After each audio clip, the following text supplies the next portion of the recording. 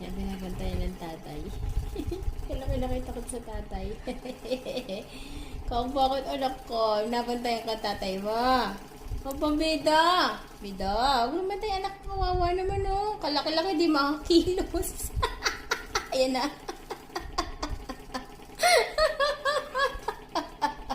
Tatakot ko sa tatay mo, kaliit-liit.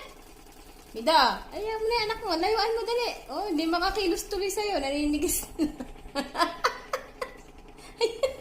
Hindi niya lang kung aalis siya o hindi. Sige na, layo ka na. Layo na, anak ko. Kung dali, layo na. Kung para sa tatay mo, bubugbugin ko yan. Kawawa naman tong baby ko, Kongko. Bakit naman kasi? Dito, magmawain anak mo, anak ko. Huwag mawain anak mo, ha? Kawawa naman eh. Tingnan mo, tanggalin natin tatay niya. Oh. Sinundan na naman niya doon. Huwag ka na sumali dun, dito ka lang. Yan o.